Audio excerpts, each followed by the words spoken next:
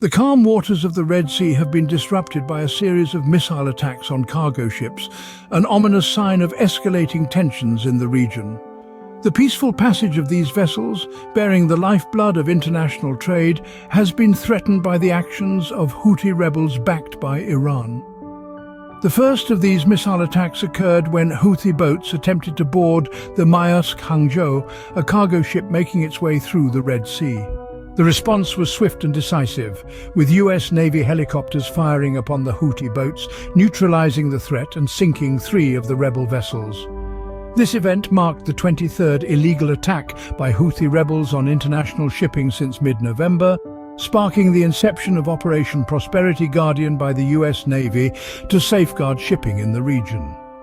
But the maritime menace didn't stop there. The Houthi rebels, undeterred, continued their assaults on international shipping. A cargo ship was hijacked in the Red Sea, and missiles were fired at commercial vessels in the Gulf of Aden. It seemed as though no ship was safe from their reach. Despite the rising threat, the US Navy has managed to defend against these attacks, thanks to their advanced defense systems. However, the concern for international shipping is far from over. The Houthi rebels possess a formidable arsenal, including ballistic and cruise missiles, attack drones, anti-ship capabilities, and sea mines. While US warships may be able to withstand these threats, the same cannot be said for the rest of the international shipping community. The rising tensions in the Red Sea have put international shipping and global trade in the crosshairs of a potential conflict. As we venture further into this tumultuous sea, we must ask ourselves, what does the future hold for international shipping, and how will this impact global trade? The Red Sea, a vital waterway for global trade, has become a battleground, disrupting shipping routes and impacting economies around the world. One of the most recent incidents saw a Malta-flagged Greek-owned bulk carrier targeted and hit by a missile while transiting the southern Red Sea northbound. The ship, which had previously visited Israel and was headed for Suez, was forced to change course and head to port. This is a stark illustration of how these attacks are rerouting ships and disrupting essential trade routes. The situation has escalated further, with the Houthi rebels, backed by Iran, declaring US and British interests as legitimate targets following retaliatory strikes. This declaration not only exacerbates the risk for commercial vessels in the region, but also marks a significant shift in the conflict, with potential global ramifications.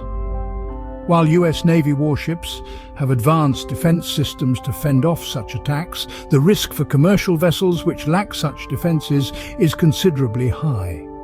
This has led to increased concerns about the safety of international waters and the security of global trade, which heavily relies on these vital shipping routes. Adding to the apprehension, the United Kingdom Maritime Trade Operations, a maritime security agency run by the British Navy, also reported an incident in an area northwest of Salif in Yemen. The agency, however, has not provided further details, leaving room for speculation and increasing the uncertainty in an already tense situation. The missile attacks have not only disrupted shipping in the Red Sea, but have also raised concerns about the safety of international waters. The world watches, waiting to see how this situation will unfold and what measures will be taken to ensure the continuation of trade and the safety of international shipping routes. With tensions in the Red Sea escalating, the future of international shipping hangs in the balance. In the midst of this brewing crisis, Qatar's Prime Minister has issued a stark warning. Liquefied natural gas shipments, he cautions, will not be exempt from the fallout. The delicate dance of international commerce does not discriminate between types of cargo, and these shipments could be profoundly affected by the increasing instability in the region. As the Red Sea's waters churn with uncertainty, alternative routes are being explored, but these paths are far from ideal. They are less efficient than the current route, adding time and cost to each journey. Some shipping companies have already been forced to take a major detour around southern Africa, a significant deviation from the key route between Asia and European markets, which normally carries about 12% of global maritime trade. Adding to the disruption, At least 5 liquefied natural gas vessels operated by Qatar have come to a halt en route to the Red Sea. This pause in transit is more than a mere inconvenience. It is a stark reminder of the far-reaching implications of these tensions and the potential for a significant impact on the global economy. Sheikh Mohammed, in his assessment of the situation, suggests that this could be just the beginning. He warns that military intervention will not contain the issue. On the contrary, it could lead to further escalation, potentially spiraling into an even larger crisis. As the world watches, the Red Sea continues to be a hotspot of escalating tensions, casting a long shadow over the future of international shipping and global trade.